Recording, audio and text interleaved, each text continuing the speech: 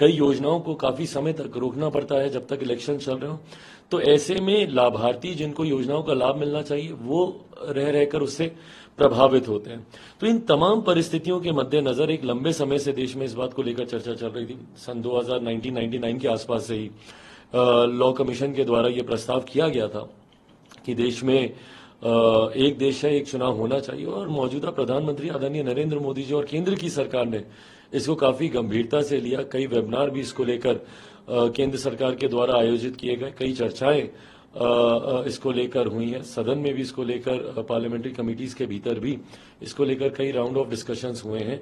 और ऐसे में जब इसको अधिकृत तौर पर संभवतः ये जो विशेष सत्र बुलाया गया है, अगर इसको लाया जाता है, लोक जनशक्ति पार्टी रामविलास यकीनन पूर्णतः इसका समर्थन करती है। हम लोग चाहते हैं कि वन नेशन वन इलेक्शन को लागू किया जाना चाहिए। यकीनन इसमें कुछ लूप होल्स हैं, कुछ टेक्निकल अड़चने भी होंगी जिसपे सबको चर्चा करने की जरूरत है। कई ऐसी परिस्थितियां भी हैं जिसको पहले से ही हम लोगों को रेक्टिफाई करके चलने की जरूरत है। मान लीजिए किसी राज्य में अगर कोई विपक्ष अविश्वास प्रस्ताव लाता है तो उस वक्त क्या होगा, कैसे उस राज्य में। तो इसमें पहले भी लोक जनशक्ति पार्टी ने, हम लोगों ने अपना प्रस्ताव दिया था कि अगर ऐसे राज्यों में अगर कोई अविश्वास प्रस्ताव आता है तो वो विधानसभा में ही नो कॉन्फिडेंस मोशन के साथ साथ कॉन्फिडेंस मोशन भी लाया जाए कि मौजूदा सरकार में अगर आपका विश्वास नहीं है तो वैकल्पिक कौन सी सरकार बन सकती है। चुनाव में जाने की बजाय ये निर्णय विधानसभा के भीतर ही लिए जाए। तो ये प्रस्ताव हम लोग पहले भी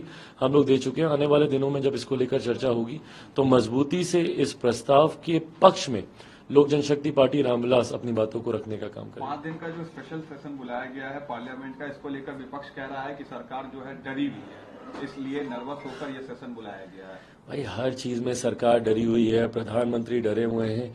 एक सरकार जो इतनी स्थिर है वो डरी हुई है। एक गठबंधन जिसमें आए दिन उनके घटक दल रूठ के उस बैठक से आ जाते हैं, वो लोग डरे हुए नहीं है। एक गठबंधन जिसका नेतृत्व इतना मजबूत है वो लोग डरे हुए हैं। एक गठबंधन ऐसा जिसमें नेतृत्व अभी तक तय नहीं हुआ है वो लोग डरे हुए नहीं है।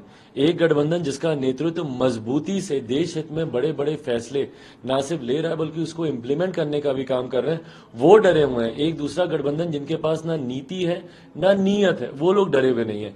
ये कहने की राजनीतिक भाषा बन गया है हर बात में। 2018 में भी इसी तरीके से अविश्वास प्रस्ताव ये लोग भारत की संसद में लेकर आए थे, कहते हुए कि भाई ये सरकार डरी हुई है, हारेगी। क्या हुआ 2019 में? 14 से बड़ा जनादेश मिला। आज फिर यही सारी बातें हो रही हैं। 2024 में देखिएगा 2019 से बड़ा जनादेश पुनः हम लोग के गठबंधन को मिलेगा, एनडीए की सरकार बनेगी। सेना ने इस डिसीजन को एंटी हिंदू बता दिया है कि महाराष्ट्र में गणेश चतुर्थी होती है, उसके बावजूद भी इस तरह का सेशन लाया गया है। सरकार हिंदू विरोधी काम कर रही है।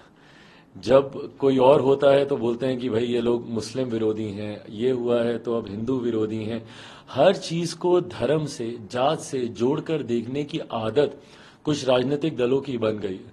भाई हम लोग एक ऐसे सौभाग्यशाली देश में रहते हैं जहां पर आए दिन कोई ना कोई धर्म, कोई ना कोई जाति से जुड़े हुए खूबसूरत त्योहार मनाए जाते हैं और उनका अपना महत्व है और उनका अपना सम्मान है।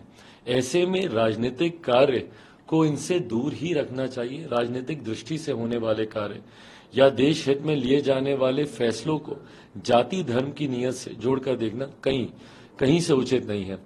ये सेशन जब बुलाया गया है यकीनन कुछ बड़े फैसले होंगे, क्योंकि आमतौर पर विशेष सत्र इस तरीके से नहीं बुलाए जाते। उसकी गंभीरता को समझने की जगह इस तरीके से हल्के में ऐसी बयानबाजी करना और जाति धर्म से इसको जोड़कर देखना, वो भी एक ऐसे गठबंधन पर जहां पर आप इसके विपरीत तुष्टीकरण का आरोप हमेशा लगाते रहे। तो मुझे लगता है हर चीज को जात पात धर्म मजहब से जोड़कर देखना ये गलत बात है। राहुल गांधी ने कहा कि this is a indicator of panic और प्रधानमंत्री मोदी हमेशा नर्वस होते हैं जब अडानी पे बात होती है। Indication of panic, I don't understand who is panicking right now. Panic उस गठबंधन में दिखाई देता है जो गठबंधन तीसरी बैठक के बाद भी अभी तक अपना लोगो तक तय नहीं कर पाया भाई।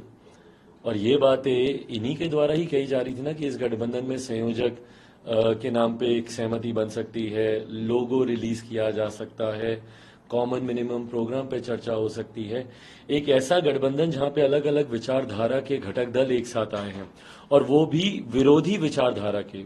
भाई टीएमसी और लेफ्ट कभी एक विचारधारा के तो रहे नहीं। कांग्रेस आज जिन जिन दलों के साथ गठबंधन कर रही है, भले वो शिवसेना हो या ऐसी पार्टियां, एक विचारधारा के तो लोग रहे नहीं। तो ऐसे में जिनकी विचारधाराएं अलग है, जिनके सिद्धांत अलग हैं, उनके लिए सबसे बड़ी प्राथमिकता कॉमन मिनिमम प्रोग्राम होनी चाहिए थी। साझा न्यूनतम कार्यक्रम पे सबसे पहले चर्चा बननी चाहिए थी। सबसे पहले इन तमाम घटक दलों को ये घोषणा करनी चाहिए थी कि भाई हम में से कोई अपना मैनिफेस्टो लेकर नहीं आएगा, हम लोग एक साझा न्यूनतम कार्यक्रम लाएंगे और उस साझा न्यूनतम कार्यक्रम के तहत ही हर घटक दल अपना प्रचार की रणनीति तय करेगा।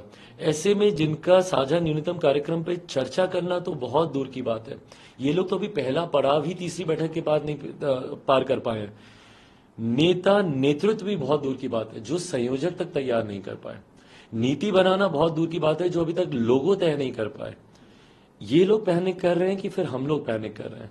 आज ये लोग रह रहकर, ये लोग बैठकों का दौर, लोगों की इन्होंने बात की, इन्होंने कहा कि इस वाली बैठक में संभवतः एक लोगो ये लोग रिलीज करेंगे। आज जानकारी आ रही है कि उसी पे ही सहमति नहीं बनी। तो जब एक इतनी छोटी चीज पर विपक्ष सहमति नहीं बना पा रहा है, तो आने वाले समय में जब सीट शेयरिंग और उसके बाद सीट डिस्ट्रीब्यूशन जो एक बड़ा विषय होगा, भाई आप संख्या भले आप तय कर लीजिए, बट सीटों के जब चयन की बात आएगी, एक एक को जब सीटें दी जाएंगी, वो परिस्थितियां इन लोगों के लिए कितनी कठिन होगी। और उस वक्त देखिएगा धीरे धीरे धीरे धीरे करके बसपा अलग हो ही गई ना।